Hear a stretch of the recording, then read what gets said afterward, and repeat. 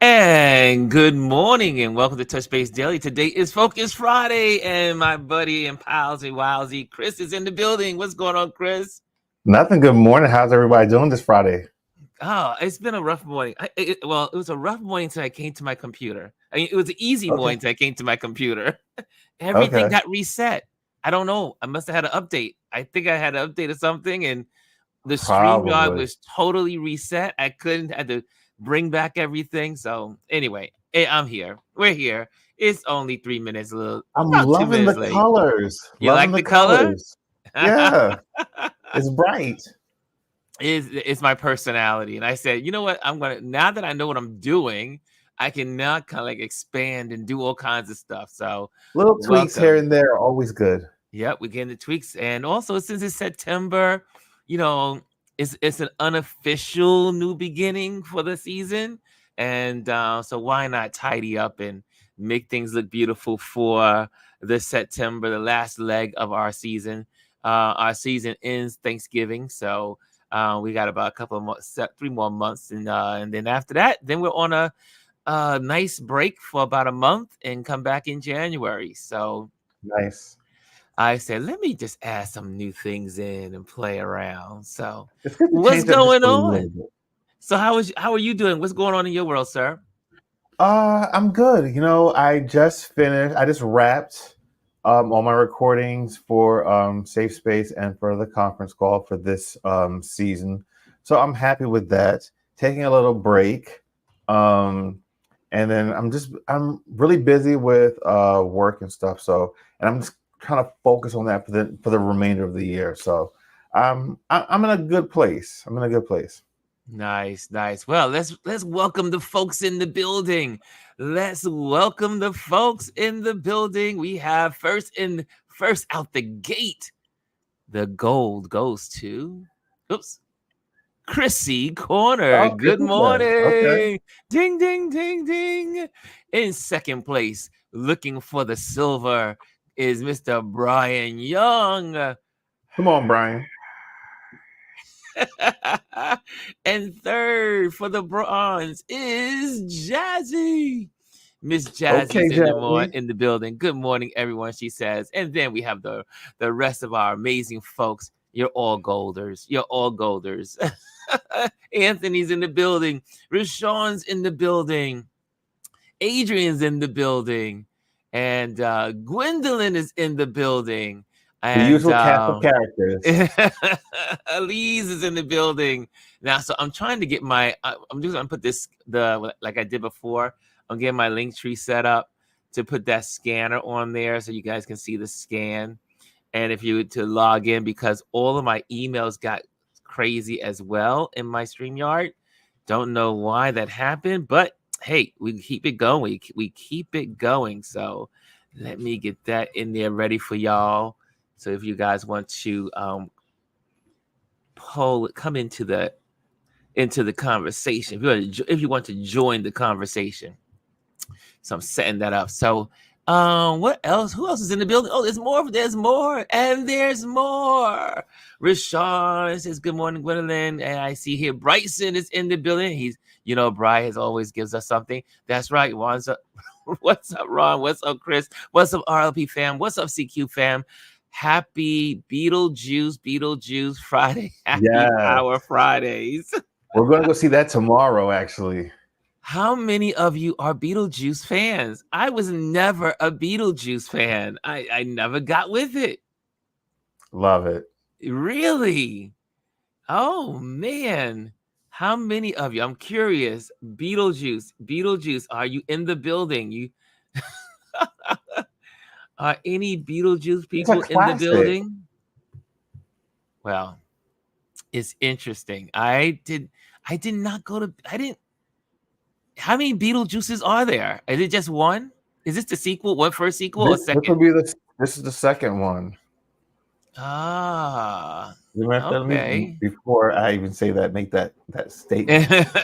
I know Bryson would know that information. So just to say, Bryson, is this the first? Is this the This is second? the second one. I believe it's the second one. Yes. Okay. Got it. Yeah, it is. I'm gonna tell you why. It's even in the title. It doesn't say Beetlejuice 2. The title is Beetlejuice. Beetlejuice. Ah, Yeah, they say it gotcha. twice. Okay, okay. All you Beetlejuice people out there, what do y'all like about Beetlejuice? What do you love about Beetlejuice? Someone please tell me. Anyone?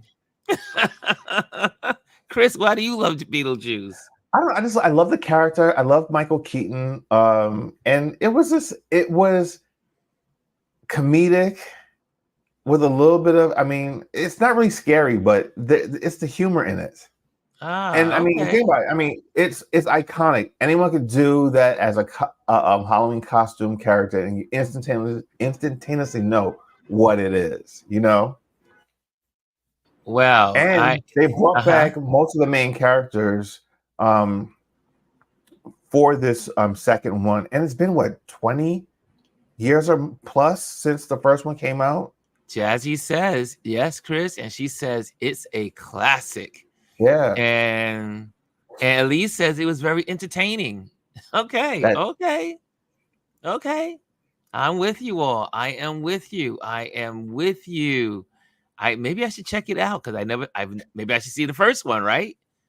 I'm sure you can find on plenty of streaming platforms, and Yeah, I'm sure it's gotta be you on probably won't have somewhere. to see the first one to really enjoy the second one. Hmm.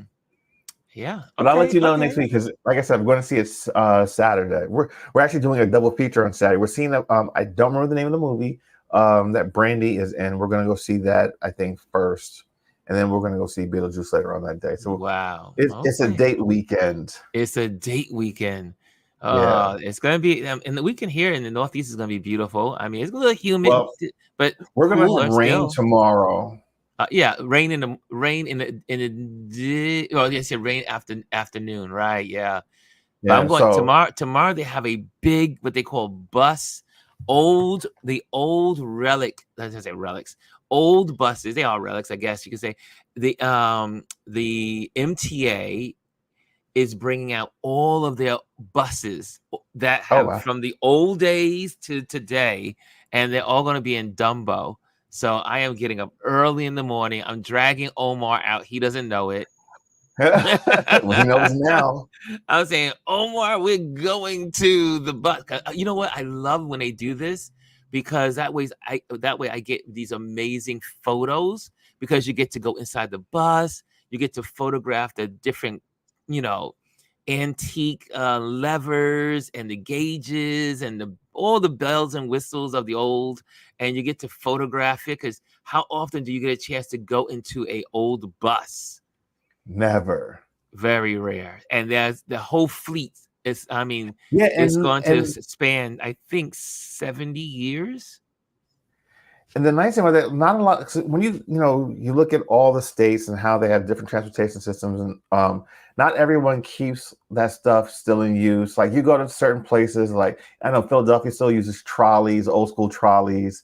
I'm not sure about. I think San Francisco does still use trolleys as well. But it's nice to be able to see all of them all lined up. Yeah, it's gonna be fun. I'm curious. I'm anxious to see your pictures. I really want to see what all that stuff looks like now. I mean, I cannot wait to see it tomorrow. I can't. I'm like the big kid that just can't wait to get there. So, In the candy store. Elise, Brian, Adrian, anyone who wants to pop on, just scan the QR code. That's all set up and ready for you. So just set the QR code, just scan it, and you will be able to join into the conversation and join the panel. Today, it's going to be a little bit of mix. Remember, on Focus Fridays, we focus on accounts that inspire, encourage, and bless us. Also, we are also because we are heading into not heading, we are now in officially the political season. Is that we are also sharing IG, YouTube accounts that help us in this election. So that will help us on the road to the election. So that's what we'll be doing in this segment today on Focus Friday, and the Focus Fridays for the whole season. That's what we'll be focusing on. Yes, Chris. I want to talk about the Republican nominee and the vice president nominee. They were asked about what are their policies when it comes to childcare, and Both of them gave shit show answers. It was ridiculous. Yes, it was Let's crazy. start with JD Vance. Let's start with JD Vance. First, he says, "You know what? We should get our grandparents and aunts and uncles to help out." Now, mind you, you're talking about having a good economy and having people go to work. If you're taking aunts and uncles out of the economy so they can watch their children, how are they supposed to contribute to the economy? Now, secondly, not everyone has grandparents still alive or has grandparents that can afford to not work, because a lot of people working a lot longer in life to take care of your kids. But then I mean, also yeah, in the world we live in, most grandparents don't live in not even in the same state. exactly, and that's something that was talked about by the reporter who was talking about this story. One, JD Vance could do it because his mother took a year sabbatical from her research job to help raise his kids. Not everyone can do that, and a lot of people, they said, a lot of grandparents now, because it's so expensive, housing, rent, or mortgage is so expensive, a lot of them live more than an hour away from where the rest of the family lives. Now, two, when they asked Trump this question, oh my God, if you did not hear or see what his response was, I have it in my stories on my Instagram account. Constantly underscore changing for me. It was a diatribe of trash. He didn't even answer the question. He started talking about everything under the sun. He said the word childcare 4 times in it, but he never answered the question. And everyone's just like, is he having a stroke? Because it's like he's not. It's like they ask him questions and he's giving these answers that make absolutely no sense. He's just jumbling his words. He's jumbling answers from different questions. He's talking about war. It's just like, that's not what we asked you, sir. That's not what But we did you? asked. But speaking on top of that, speaking of the 45 being ridiculous, is that here in New York yesterday they had the a big convention for all the rich people. I forget the name of the title. I forget the name of the event yesterday, but he was speaking, and it was crazy. It was just crazy. But like they O'Donnell said yesterday, he said what was even crazier, Lawrence O'Donnell, what he said, what was more crazy is that the people were applauding. The They're just people applauding were just to applaud. applauding his craziness. It was absolutely insane. All these rich people, which they also said, these are all rich people with no credentials. They have no reason. They just happen to be rich, and they all are I in this arena, and they are making no sense. Oh, I look, believe they're look, prompting. I think they're prompting them to clap. look who's joined the Hey, conversation. The Adrian Florence is in the building. what is this too? I'm seeing Adrian pop up a lot more. I'm liking this. Let me move now you can see us. Yeah, there we go. So There we go. Adrian works from home, so he gets to see all this stuff. He gets to be a nerdy like me. Do work and be a nerd. Yeah, because I've got CNN on in the background. Actually, what's really good I like to do is I have DirecTV, so I get like all of the news channels. So when something happens, I like to see like how different news stations are how they're headlining different things, and that kind of tells you as well how they're trying to influence their audience. Yeah, Adrian grew up in a house with me here, and he saw the 3 monitors. my apartment looked like the stock exchange floor with 3 monitors, and I had CNN on one, and whoever. And I mocked you incessantly for it on a regular basis, and now I have become the person I've mocked. Hey, look, join it. I think you're in good company here because CNN is right here. I can pull up other stuff when I'm doing a little research for the show. We're all in good company. And Power says, "Hey, Adrian." What's up, fam? But it was absolutely crazy, this event. And then they went through they asked him questions. He's going on and on and on. And That's what he does. you just could not believe. And then the one person asked him an educated question, like really thought out question, laid it out, put it together, and she laid it out to him. And he came back with a tossed salad answered. It was almost like, and I think we've all been there when we didn't do our homework and you're in second grade or third grade and you didn't do your homework, and then you stand up and the teacher says, so what did you get out of that book last night? What chapter 5? What did you get out of chapter 5? And you're like, oh yeah, you kind of like trying to finagle. I've been there before. You finagle and act like you read that chapter last night and you didn't read that chapter. Man, it was like looking at a third grader. I'm just gonna saying I did not do my word homework. Salad. It was word salad, not word salad. Cost, because that's a whole other. Oh yeah, yeah. Let's clear that up real quick. Word salad. Thank you, son. What I'm here for. He just got it. He just got it. Yes, tossed salad is another thing. Yeah. Word salad. Words have meanings, people. Words have meanings, and words are powerful. Yes. So can we switch subjects? Yes. Yeah, here we go. Go for Let's it, buddy. talk about the school shooting. So they arrested, of course, the young 14-year-old and his father and charged both of them. Wow. They were in court this morning, I believe. The 14-year-old suspect could face life in prison, and the father was also arrested and faces 180 years in prison if convicted. Wow. They should. Elise is laughing. Murder charges, 4 manslaughter charges, and 8 reckless endangerment of minors, I believe. Well, the reason why is I think this needs to happen. Start charging these parents, and then I think you'll start having less of these shootings. Because think about this. A 14-year-old. Where does a 14-year-old get a gun? Home. The father, the parents. But the thing that boggles my mind, you've got this kid who clearly has issues. Yes. The police investigated him. Yes. Investigated you. So you've had a conversation. FBI.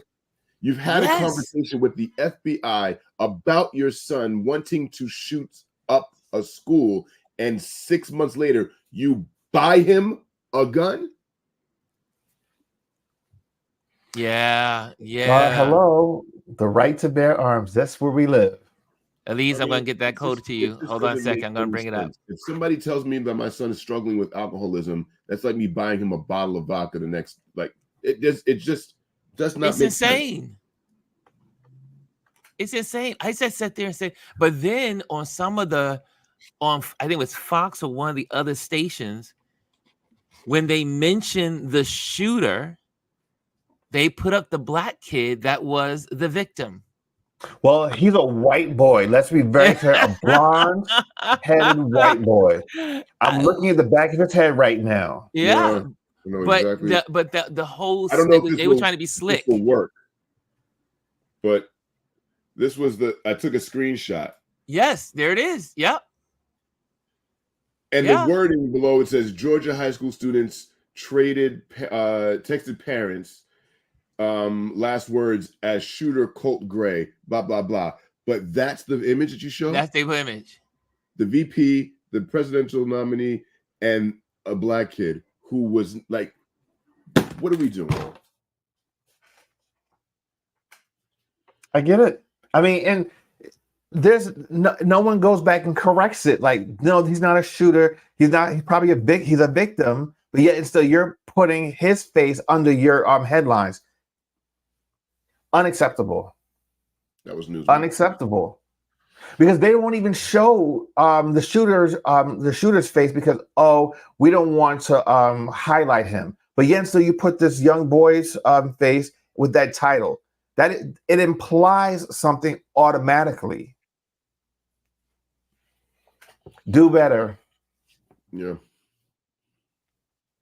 Oh, I think Ron is frozen. He's been having some connectivity issues lately. That's cool. He is frozen. This is our show now. Yes, let's go. He probably has to restart. I think he has to restart. That makes sense. Yeah. So what's going on in your world? Well, I mean, you all know this. You all know it because Ron has said it before.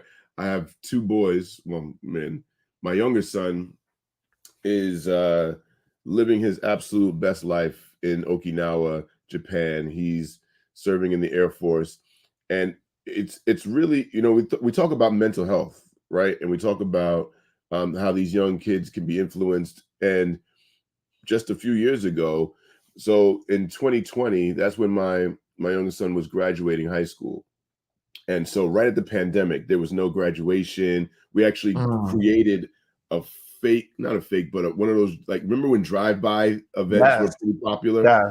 We had like a drive-through kind of graduation, had a bunch of chairs. I was able to invite one of his counselor. So we had a mini graduation with him and a few of his students in my backyard. But that's not, I mean, it was fun. It was cool. It was nice, but it wasn't that full experience. It wasn't the true experience.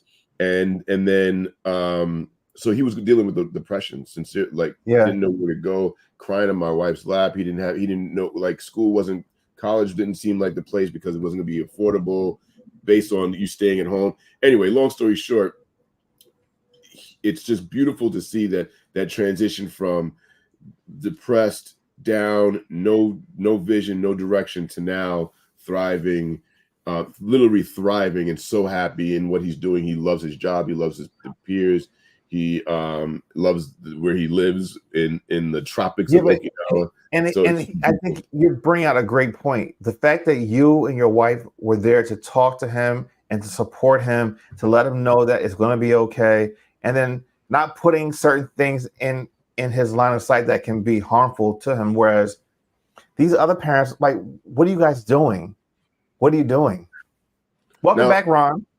Yeah, it's so good to be back. It's been that kind of, this has been an interesting 24 hours. So anything that can go wrong probably will go wrong. Well, it's all right. We got you. But this is the good thing about, though. I mean, just to mention that I'm using StreamYard. That's the beauty of using StreamYard, is that if I was on live on YouTube, it would just, like, we would have been done. But the conversation still continues on through StreamYard. It still keeps you connected, which I think that's so cool. Yeah. You got to pay for the services to make you. But it's worth it. Like, you didn't, right. I mean, it's worth it. We didn't go down. We were able to keep the conversation going. So you got back, because I know you were having technical issues all morning. So we'll just wait for you to come back on. Yeah, and thank you, sir. Thank you for holding it down. Thank you, men. Brian is in the building. What's up going on, Mr. B? Good morning. Happy Friday, everyone. Good morning. Where's our ladies? Our ladies aren't here. This is the dude day. This is gentleman's corner. So, if I can, because the other thing is, and I think, and Ron knows this, I am and have been a gun owner for a long time. It started when we lived in Atlanta, where all you needed is a driver's license, right, to get a gun.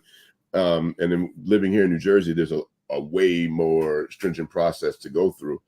But they're all locked up very well, and the only, like, there's some things, it's not a rifle, but I have a shotgun as well, and that has its own kind of lock mechanism.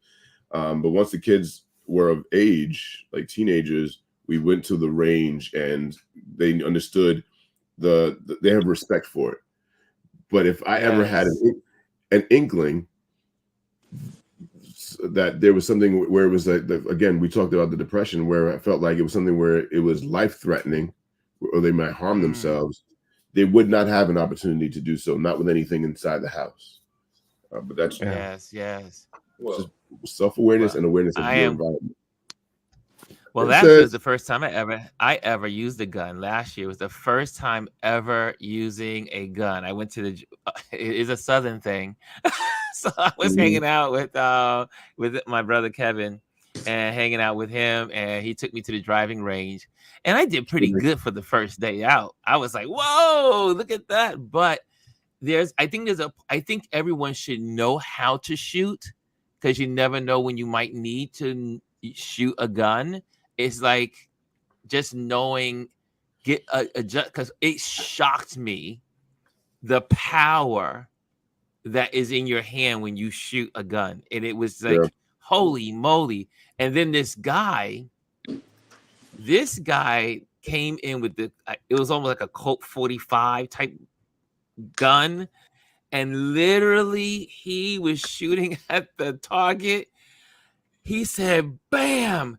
And I was like, ah! I was like, my heart just dropped, and the gun, you could see the fire come out the nozzle, and my brain was like, holy moly. But I had never seen a real gun in real life, and I had never seen a Colt 45 in real life. Like, you always see it on TV or in a movie. And I'm telling you, the power of that gun, I mean, it was destabilizing, because you feel it you feel it in your chest. So for those that have never shot a gun, I think it's a valuable lesson to go and learn. You never know when you may have to use one or need it, but I'm so glad that I had a chance to go, and I'm looking forward to Adrian taking me many more times because it's, you have to learn how to hold it and all of the safeties that are involved, the steps, and there are a lot. I mean, America is a holding country, and so therefore you should know how to use the gun. But as in ARs and all that other stuff, those should be banned. There's no place for ARs. There, oh, that. Good morning, because Are you a gun toting Detroit person, buddy? You were raised in the Midwest, right? I was born and raised down south, Alabama, Mm-hmm. Anderson, Alabama. Oh wait, you're from Alabama? Yeah, and then wow. And then I'm not a native Yankee, as the saying goes, but no, when it comes to gun culture and guns and the school, that stuff, I don't talk publicly or about. I'm well versed in firearms. I'll just say,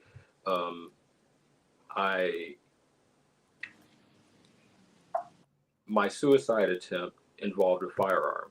So in this day, that's right. so I don't have I still don't have my guns back.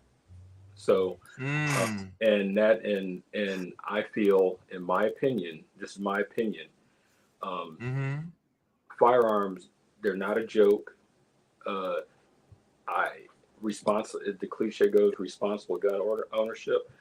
I feel, and I've shared this with my elected officials. I shared it with the superintendent of Xavier School. After that, we had an email, and I talked with them yesterday. They know me at his school.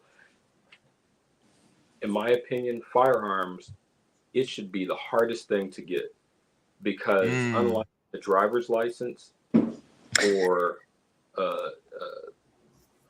its sole purpose is to take a life, period, and you don't get that back. I've heard counter arguments. Well, you could kill somebody with your car. Yeah, but that's not the purpose of your car. Your car's purpose is to transport you from one place to another. That's why it's called transportation. A firearm is totally different, and I do agree. Weapons of war should not be in the streets. You look at the ammunition that is used between a traditional handgun and what's considered long rifles, and look at the damage that is done. Yeah, and then regarding the school shooting, that was traumatizing for me, because it's a reminder. They arrested his parents, or excuse me, the father, if I'm not mistaken. Or I think both parents, or just the father. The father. That's the second. This is something I don't like to say, that the state of Michigan is the first in, but Michigan is the first where they arrested and held accountable the parent of the Oxford school shooting that was not literally up the block from me. And I got the emergency alerts. My kids were not there, but my godsons were. One of my best friends, who we've known each other since college, and to see his kids grow up, and him and his ex-wife asked me to be their godfather. That's something I take seriously. So when I got those alert texts that day, and I was so like, and I'm like, I'm like, school? Wait a minute. I was like, oh, because they couldn't, and then I tried to contact my friends, couldn't contact them because they both were working, and et cetera, et cetera. So that is one feeling that I don't wish upon anyone who has a heart, especially if you're a parent. Right. And yeah, the parents here sounds like, I'm not going to bring race into this, but I feel like in my upbringing in a multi-ethnic family, nobody decided to buy me a handgun when I turned 14. The parents here did that. And from But what do you think, Brian, I know not to cut you off, but do you think, because I found it interesting that when I was in the South, I've been visiting the South a lot lately, the Carolinas and Maryland and Virginia, so not all the way in the heartland of the South, but I've been in Louisiana as well. I'm finding that it's pretty, I don't know, maybe it's pretty even. I find a lot of Black folks own guns here in the city as well. And I don't know if any longer if it's I think back in the old days it used to be maybe a white thing, but I wonder if it hasn't changed over time. Anyone want to dive into that? It's historical. I mean, yeah. It's historical. I mean, if you go back, I don't want to get too deep on a easy going into our Friday into the weekend, but if you go back to slave times, when our ancestors were free, how did we stay safe? I mean, so as much as it's a part of American culture, unfortunately or fortunately, it's part of Black culture to protect yourself, especially back then, before obviously this or the devices we're on now, where, hey, okay, maybe you didn't get the 40 acres and a mule, but you found a little plot of land that was off somewhere where hopefully the KKK or somebody wouldn't mess with you. But if they did, you didn't have a car, maybe you didn't have a fast horse. So what were you going to do to protect yourself and protect your family and teach 14, 12, 11? My mom told me she learned how to shoot when she was, I think, 11 or 12 because that's my point. Is that I think across the board, people. It's interesting. I mean, I used to think maybe back in the day that my white friends in school, they had access to guns and all that stuff, but then I realized as I got older and traveled throughout the country, is that it seems to be it's an American thing. I mean, so many people have guns everywhere. They said there is it was 5 guns to every person in America. That's 15 million. That's 15. That's a billion guns. More than a billion guns. That's a lot of guns. Elise, a lot of guns. You're the woman on the panel today. Well, I don't have. Have you had the opportunity to learn how to shoot a gun, or was it something that you may have been exposed to, or not? I have not learned how to shoot a gun. I keep telling my husband I need to go to the gun range, but but I grew up around guns. Like my family owned guns, but I grew up in Alabama, so it was about survival, but not just survival about who's gonna attack you. That's how they ate. You didn't. True. They weren't going to the grocery store for everything they ate. They ate some things that I don't eat now. They had to get the pig. They had to shoot the pig. They had to shoot all the different little animals that were. Yeah. Pigs, well, killing hogs was a little bit different. I actually witnessed that, which was very traumatizing because we had a pet. Where he had a name. Oh. So when my father decided to kill Chester, we didn't eat Chester. Oh, But they used it to go I don't mean hunting to. and things like. If they needed to protect themselves, they would. But no one was at that time. No one, of course, had any automatic weapons. And my family, the men in my family, my father and uncles had all been in the military at some point. But it was guns there were specifically for survival, like eating. Yeah. Have tons of cousins, things like that, but not necessarily to shoot your neighbor. There were no pistol drawing on neighbors down there. Yeah. And that's the difference now. It's like it was a part of society because you needed to eat. And those are rare occasions where someone came with your property, you were protecting yourself. But now it's like you've got these high-powered assault weapons that are used in war overseas, like just on the regular streets and in schools, killing multiple people in like seconds. It doesn't make sense. You don't need it.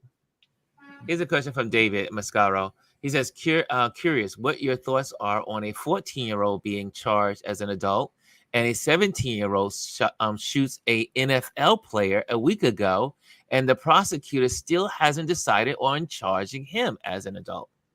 Listen, he should be charged. Adrian, what do you think? I'm just saying, black boys have been charged as adults for everything. Yes, no matter how young they are, and so personally, I have no problems with it. Like what's good for the goose is good for the gander as well. I just think we need consistency. Yeah, I remember when. That's the reason why we need federal laws that cover the whole country versus individual states.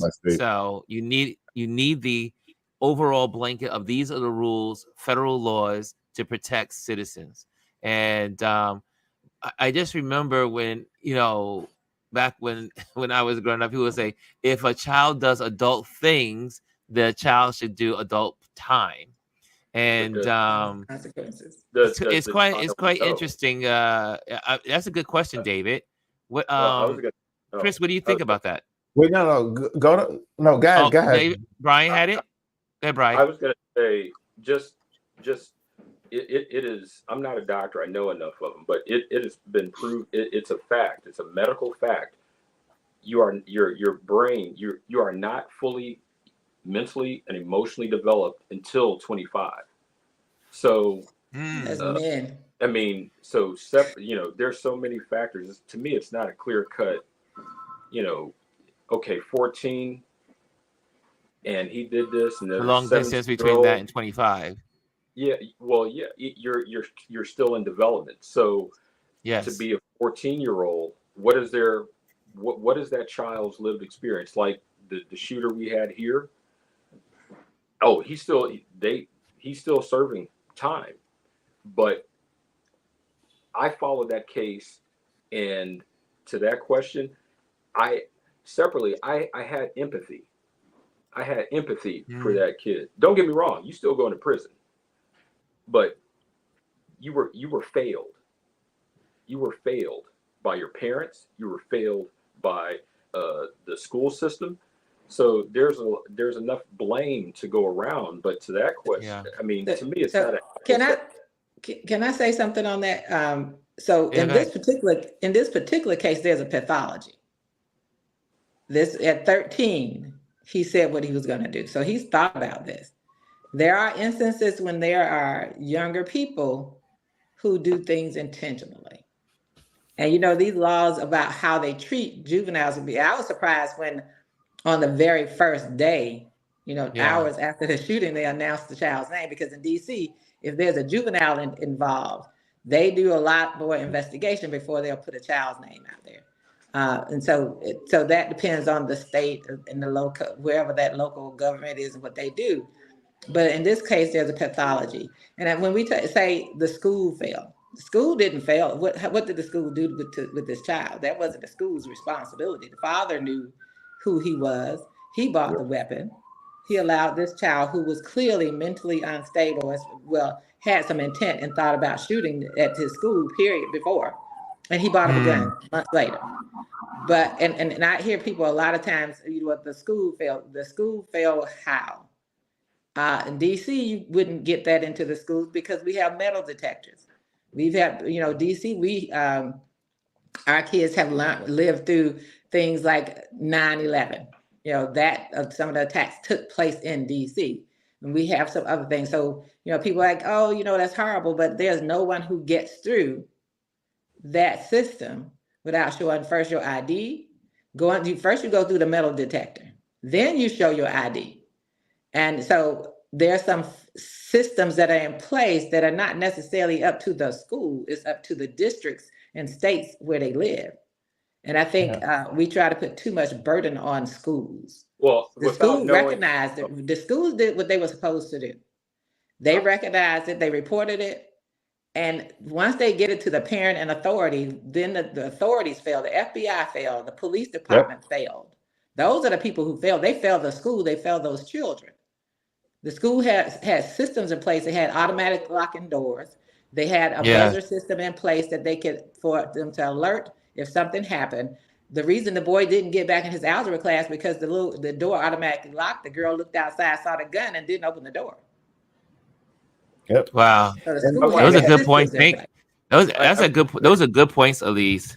I think when we say school, I think the school did everything right in this case. I mean, when you think about the locks on the door, they did have 2 people that were on duty as security.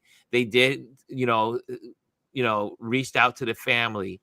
I mean, so this was a case that was really the parents were negligent, at least in my opinion. And authorities. When I say authorities. I mean some individuals, and maybe, and my apologies, I want to fall on.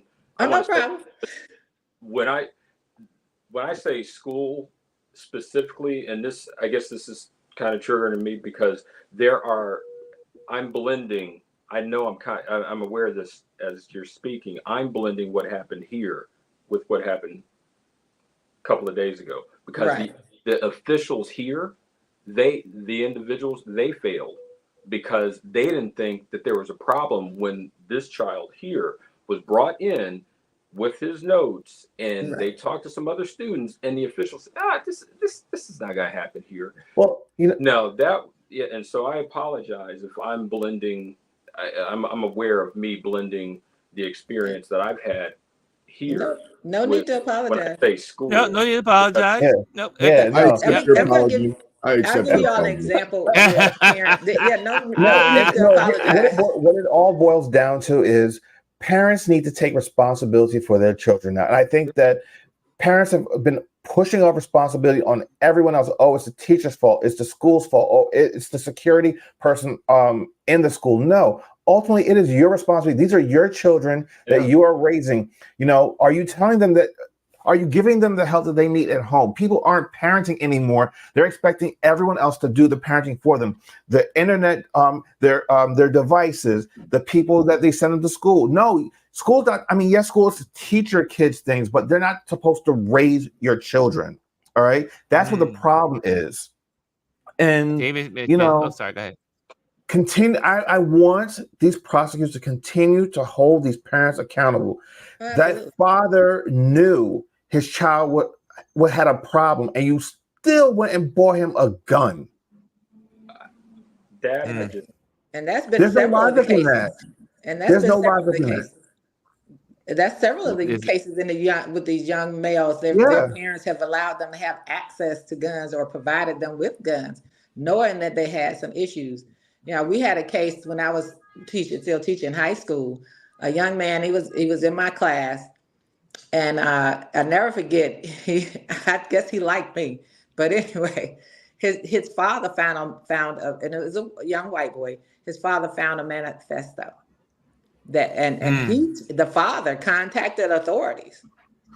The mother was trying to help him leave, but the father contacted the authorities, told them exactly where he was, so that they could handle that situation, and they dealt with it. but that was a parent being responsible. Yes. In so many cases, parents who, like in so many of these cases, the parents have acquired the weapons or they know their children have access to the weapons even after they know their child has either made a statement or said that they were going to do something.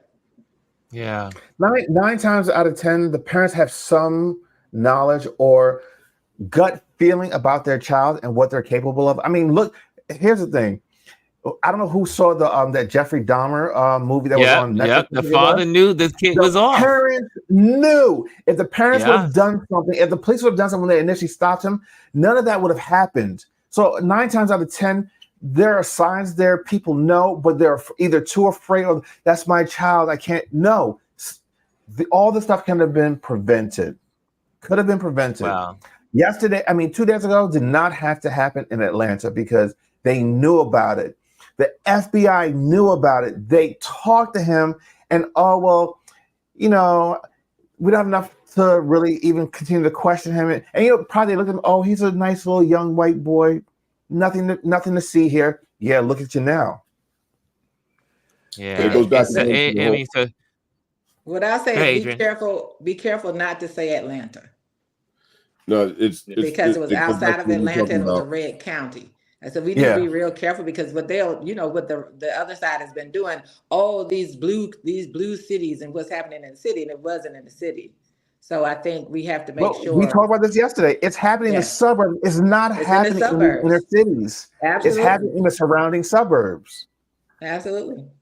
But they say the main cities because it's recognizable, and then that's a way for them to put filth on these inner cities. That's why some of them can get away with showing that victim's picture with the title, with the other child's name and age. That's why they can get away with that. Think about it. Adrian, I think Adrian has something to say. Hold on a second, guys. Hold on. You good? Okay, now they're finished. Let me in. It's actually, we're talking about the automatic weapons is still the issue, right? Yes. Because you don't have the mass casualties. It's a lot easier when you have an AR-15 style automatic weapon where you're just able to just shoot up because it doesn't require like much aim, right? And there's no need for anybody outside of the military or our police to have an automatic weapon, point blank, period. I don't care if you want to talk about what your rights are and the rights to bear arms. There were no automatic weapons there. In order to bear arms, you had to shoot. Then you had to take the thing out, put a little pepper in.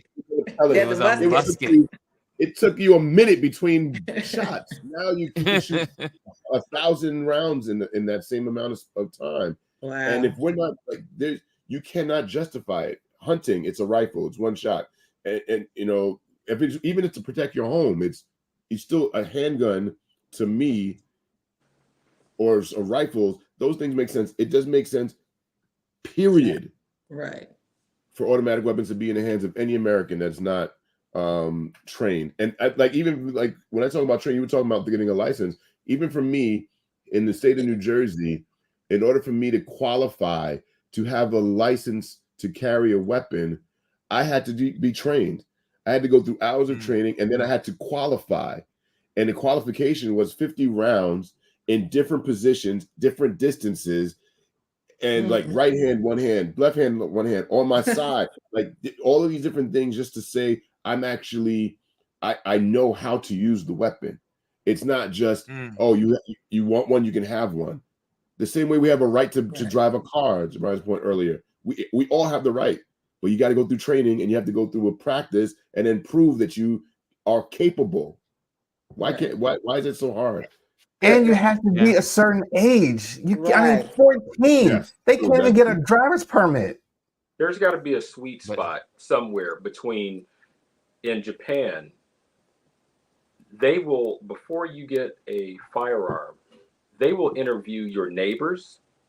They will interview the people around you. They do an extensive a real background check. Yeah, mental and like a true deep dive. And if I'm not mistaken, somebody correct me if I'm wrong, and I know this because of Yeah, I'll just say my background of firearms. You know, he was a CIA agent. No. Sounds like it, doesn't it? Well, let's just sounds like Brian got something else that we don't know about. Well, I'll just say, like, when it comes to you do not need an AR-15 to protect your home, because you want to know why? It's not just about the weapon; it's the ammunition. Are you using a supersonic or subsonic ammunition? Meaning, is it gonna if you're trying to protect somebody, trying to protect your home from somebody breaking in, if you choose the wrong ammunition, that bullet's going to go through your walls, your neighbor's walls, your neighbor's walls, and hit somebody else. And yeah, you've defended your home, but now you're hemmed up with man-2 because you've killed a neighbor 2 houses across. If you use slower speed ammunition, hollow point versus non-hollow point, I mean, some of this stuff's illegal. I'm just saying, it's not a toy, and it should be taken seriously. And what pisses me off is our elected officials, the people, they work for us. Don't get it twisted. They work for us. And this is, I bit my lip when the splash pad around the corner where I take Xavier to, where we had a mass shooting a couple of months ago. And I had, like, some of our mutual friends here and family within the community blowing up my phone, like, "Are you okay? We know where you live." And I'm like, "What?" And I'm like, "Oh my God." And the elected official, and here's where we go into politics, because all kinfolk ain't kinfolk, because the representative who showed up and was all like, blah, Black Republican MAGA dude, and I'm sitting up here like, my mama raised me right. I'm gonna keep my mouth shut because I want to chew his ass out. Excuse my language. Our elected officials work for us. We have the power in our vote to get this to stop, and or at least reduce it. Not doing anything. That's I'm sick and tired of thoughts and prayers. Thoughts and prayers. Charles. This is a country where guns have more rights than our women. Guns have more rights than our children. Guns have. I don't understand it. I don't. Like I said yesterday, look, we had a president, a former president, attempted assassination attempt, and we've had children shot in school, and when you think of the two extremes, this country, because the NRA makes so much money on guns. I mean, when you think about how many guns are out in the world, that means someone had to buy all those guns. Someone had to create those Ron, things. let me interrupt you real quick on something. Hold on. When you have these mass shootings and big like on the news, that's when gun sales go up. That's when people go out and buy these guns. Buy more guns. It's crazy. Whenever they hear about a mass shooting, the first thing they do is go out and buy more guns. But see, what are you doing with all these? I'll be honest with you, and this is just, sorry if everybody in the chat is going to judge me on this. When I heard it, because I don't own an AR type gun, because again, I feel like, why? But when I'm hearing how many of the others have them, I'm like, do I need to have one too? Right. Just in case. That's the part that makes you think about it. That's I'm like, yo, there's a place up the block. I got all the paperwork I need. I can go get one right now. So I have an internal battle with not, it's not competition, but it's like because they do, should I also? Right. But I don't believe I need to. I'm not military. I'm not an officer. I'm not but I have plenty of friends. I have a friend of mine that's an officer, a federal officer, and he was like, "Hey, you go get one. I got you. We'll go do the training. We'll learn how to clear rooms and stuff like that." And that's more like fun hobbyish thing while still respecting the weapon, but being properly all trained. that does is cause you more problems. It just causes more. Because I mean, look at where we're at now. Everyone has them. So instead of talking through issues. I'm just gonna shoot you. And I But think, we again, have but to. I understand the conflict, because I mean that was one of the reasons why I felt there was a need when I was in South Carolina, because it's not like in New York you can just walk down and say, hey, let me just go to a shooting range. But it was to me, I was like, oh wow, I'm here. Why not learn? And Adrian's been telling me I should, we've talked about it before Let's I even go. went I to South told you. Carolina. And it's so important to know, not because you want to kill someone or you are the dangerous person, but you need to know for prevention and to be able to help yourself in a bad case scenario. And Right. again, it's not because you have it or because of it's a lot of times it's because of what the environment has. Right. And And you have to, and so yeah, you we have have to to think look. I about know that's something I've been thinking about, but I mean, I don't own a gun, but I You're in don't New York. like the shoot. I freak out with knives, so I and can't even cut chicken. in too But many of these in, in states I like don't like things like that. in states like Georgia and Texas and all those states, you have more difficulty Yes, getting married, driving a car, voting. They're harassing people about voting, sending out it's voter hard to registration vote. cards. That's But you right. can just go and buy a gun. What is it? Was it Georgia that lowered the age on when you can buy a gun is 18 or something like that? I think, and also And Tennessee. so when Oh, you it's look lower at than those that. states, 16. you don't It's have to 16 Georgia. have anything to buy these guns. But you Yeah, have to have all these things. You have to, they're questioning whether or not you're registered to vote, whether you have a license to get married, whether you have a license to drive a car. You're driving without a license, they can give you a ticket or they can arrest you, right? yeah. But these guns, It's you don't have to have anything. You can conceal them. All of these things are things that can happen.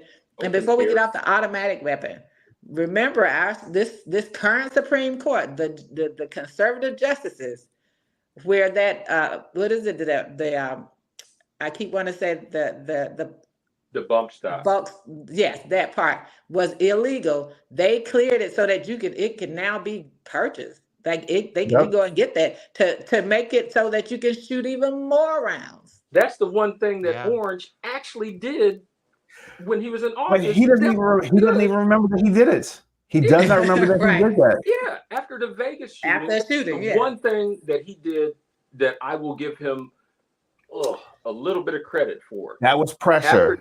after the Vegas freaking massacre at that country At the western concert. concert, he banned them, and then his own Supreme Court rolled that back. I Right. mean, what are we doing?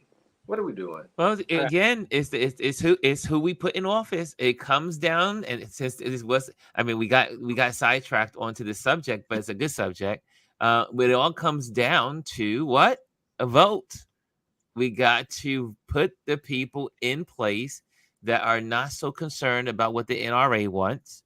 We need to put into place people that are going to vote the right people into the Supreme Court. Put the Supreme Court where it needs to be.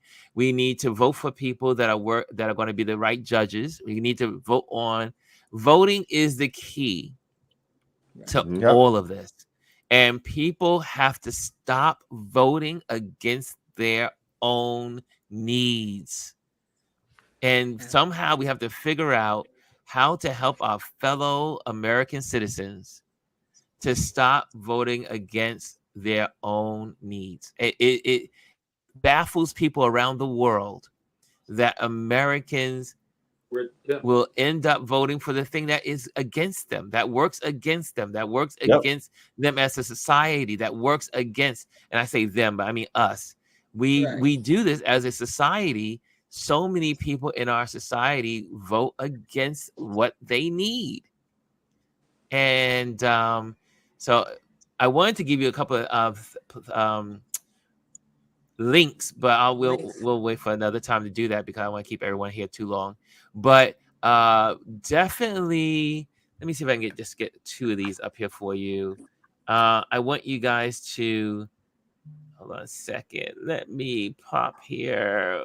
Oh, Can I offer up one while you're pulling that up? Check out yes, yes, sir. the latest native Land Pod Okay. with Angela Oh, Native Rye. Land podcast. The latest one, like, yeah, I'll just I'll put it go up on the screen. go have a listen or watch their YouTube. I got to listen to it because Okay. if I watch I wind up watching it and not. Not working. Yeah, so I listen to it as It's a pod. But yeah, they're really good. This is a good platform. You guys have heard me mention it before, and here they go. Native Land podcast, and really good. You have well experienced people in politics, in journalism. You get a lot of great information, and they're doing like we do here, just having conversation about what's going on. But they definitely have, some of they have the professional. I always say the professional voices on these matters. So it's really good to. This was a good show called The Lady versus the Tramp. And so check that out. That was really good. That was yesterday. I think it came out. Was it yesterday? I think, yeah. It was yesterday that it popped on. So that was good. But then also, I want you guys to take some time to also look at Mark Elias. And he did a good, it was a good conversation this week. Elias. Democracy and yeah, so this was yesterday. Mark Elias, Republicans don't want the election system to work, and he is one of the lawyers that spends a lot of time fighting for voters' rights. So make sure that you definitely go out and look at that. That is this on YouTube is an amazing page. And then he also teams up with what's his name? Let me go back here and put in here with Brian Taylor Cohen. They do a segment together as well. And Brian is also an amazing journalist, and he just decided to just do. He's become a journalist. He wasn't a journalist at first, and he's just overall became evolved and brings all these amazing people together and to stand on the side of democracy. And so he has like 3.1 million subscribers. He's had the great opportunity of interviewing Biden and all kinds of conversations. Beautiful, great information if you want to stay up on information regarding the election. But I say between Mark Elias and Brian Taylor, those two, they do a discussion together, and they also have their own platform separately. So check out that. This is the attorney issue warnings of officials who refuses to certify election results.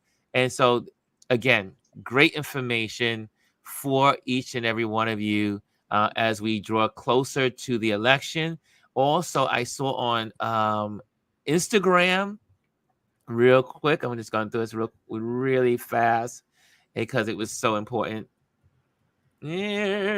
Instagram, and I'm just gonna pop in there. Let me get that. And this was Crump, and I mean he's not the only one, but has been already sharing. Hold on a second, Crump. Let me get that in here. So you see his page, being the lawyer that he is, but he also had on his page, on his stories, the listing of all of the early voting that's happening around the country. So you can check out his stories. He looked like he's on live right now, but on his stories, it was really good information. Let me see if it's gonna pop up today. Maybe it's not there today. Yeah, it's not there, but it was definitely on his page, and it had all the listings of all of the early elections and state by state by state. So check that out. If not, I will look for the link and I'll put it inside the description of this YouTube video. If anyone has any other, Elise, do you have any ones that you want to share? That I know you is Elise still with us? I see. Yeah, she's here. I see. Yeah, I'm still here. I see you down there. Sorry about that. When you talk about making sure when things happen, when we all vote, is still a good site to go to. So you know when those voter registration deadlines are. I think it's important that Yes. people keep up with that or need to check their sites. But yeah, when we all vote is still an important site page to look at. And I follow one on IG. And still also, I mentioned it before. I'm going to keep mentioning it because to me, it has everything in one place. And that's I will vote, Vote. which is Mm-hmm. really easy to remember.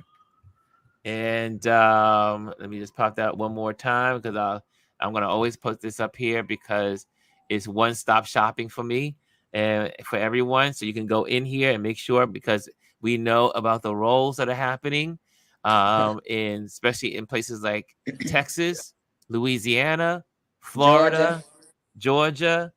You check and see if you are on the register rolls. You need to do that. You just click on this. You put your name in, right? You put your name and information in there.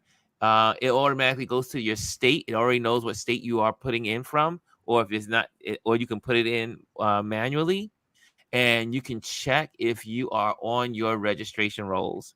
So make sure you do that. This is a great place, and if not, then you can register. It has a location there, and you can also get your information to vote by mail, and then it goes into all the learning about voting. So Right. everything one stop. Also, the telephone numbers here. If you have questions, you can call them and reach out to them. If you have disabilities and you can't do it online, you can also call it in. So I will vote, and then also Elise she uses government Vote.gov. vote.gov. Yes. Okay, so also let me put that in there so you can see what that looks like. Vote.gov, and that's another platform. Oops, I hit the wrong one. Vote.gov.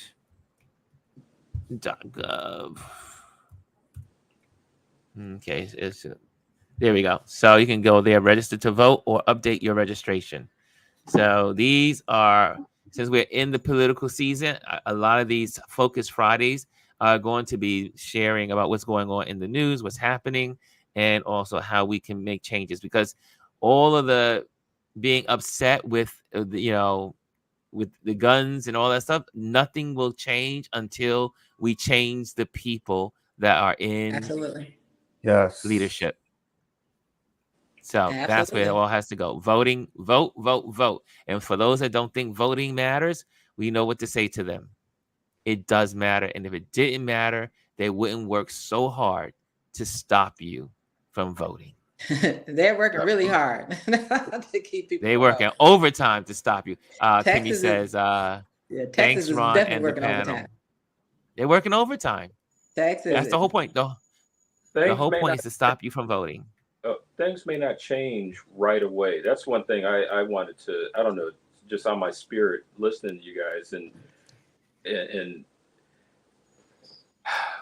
I feel, my opinion or my I feel like I'll center it on myself. I try not to speak for all or use those absolutes, but I see how I have even succumbed to the instant gratification of our Hmm. society. Like I want it now, I want it now, my impatience.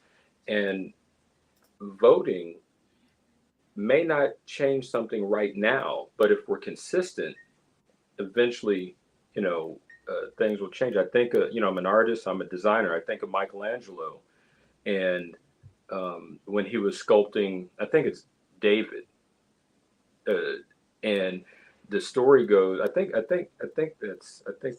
the one piece that he came and he sat and looked at this what looked like a rock every day, and somebody asked him, "Well, what are you doing?" And he's like, "I'm working," and it looked like he was just sitting there every day for however long, and then ultimately he came and boom, knocked it out, and just kept and started to finally create this masterpiece. And that's what it reminds me of voting. That you know, we it's understandable that we can be disenfranchised or like downtrodden and get disheartened, especially for younger people who have who have grown up. Let's remind ourselves, younger people, maybe this is their first time voting. They've they're in a post 9/11 world. Think about either they were, gosh, maybe born after the Great Recession of 2000, what, 8, 9, Eight. 10. Then you go Hey, into, all these Eight. societal things. And then, wow, I'm going to vote. And maybe they voted for Hillary, or maybe they voted for somebody and they didn't see change right away. Just like Michelangelo with that statue, we have to keep hammering away, and eventually we will see a shift. Yeah. And like our ancestors, I feel like maybe to a point where we have to think about the next generation. What's my purpose here? That's why I teach and mentor, and I do humanitarian trips around the world. I mean, not just for that, but like at some point, why am I here? What is our purpose for being here? What is our purpose behind voting to make the world better, not just for us, but for those that we care about. I think we have to also remind people that Elise, you change. have the last word. So, most of the time, people are only focused on the executive level of the governments. That's local and federal, right? We have to get people to understand for that executive level to do the things you want them to do, they need the legislative part too. So that voting encompasses everything. Things can change if you get the right people in the other branches, that legislative branch. It can help things change if you get everything to go together. And that's one of the things that we often hear. We hear a lot about voting for the president, but we also need to understand there are 34 senators up, senator spots, and all of the House of Representatives, which comes up every 2 years for the House of Representatives. So we need to really push to people that we have to help with the legislative branch while we are also focused on the executive branch. Yes. Okay, guys. Anthony. Well, how about this? We give Anthony the last word on. Anthony Rowland says, a steady stream of water will wear a hole in a rock. So that means keep going. Right. We just gotta keep going, keep going, keep going, keep pushing, keep pressing on, and we will be able to change the country. And so, guys, thank you so much. Where can people find you, Adrian? Where can people find you, sir? IG at Adrian324. Brian, where can people find you? Brian Young Creative, BRYAN. Elise, where can people find you? At SALIEZE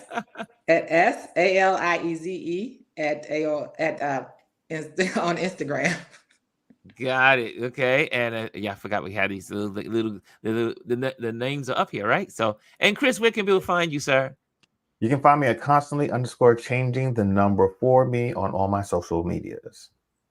Awesome. And guys, remember to like and subscribe and share the channel. I hope that I hope this conversation benefits y'all. And the great thing about what I love about the community is that we all come from different backgrounds, and we're able to share. I call it layman conversation about what's going on in the world and how we see it in our communities, our neighborhoods, our friendship circles. We all represent parts of this country and parts of the nation. So it's really good to hang out with all you guys. But today I gotta let you guys go, and I gotta get the house ready for a guest. And also, I forgot to say, on Sunday we are meeting at 2:00 at Fancy Free, which is here in Fort Greene. Omar says, "Run, gather the people together. I'm coming to town. I want to meet everyone." So if you're in New York, come out to Brooklyn. We're gonna be getting together at 2:00, like a late brunch, and just getting together, hang out. If you want, bring your cameras, and then we're gonna walk over to Fort Greene Park and just relax and just chill out for as many hours as you want. But it'll be just good to meet people and see people. So we'll be doing that on Sunday. And I will be on live tomorrow from the MTA's event that's happening in Dumbo. So check that out. Just go to Google. If you want to meet me down there, I will be there at 10:00 in the morning taking pictures of beautiful buses. Okay, so guys, thank you so much. And guys, the panel, I love you. You guys make everything happen, and it is wonderful to spend time with you all. You are the best. Love I ya. can do that today. See, I can't do Go it. on. I'm I on my still phone can't do it. Mine today. doesn't Where work. you guys? Mine doesn't work. It doesn't work. Throwing up gang signs. 2 out of 3 is not bad. Like, Nice what to the live in heck? with a smile. I can't get it. Adrian, yours doesn't work either. Mine isn't working either. And I'm on a Mac, so It like, runs in the look. family. give it to me. The Mac. What's going? Look at Elise. She's showing off. That's because I'm normally on my regular computer. So Elise is showing off her fireworks. Okay, guys. Thank you for joining in. Thank you, community. Love y'all. See you in the weekend and see you on Sunday. Okay, guys. See you Monday as well. Okay, I'm out. I'm saying goodbye. I'm out of here. Later. Okay, yeah.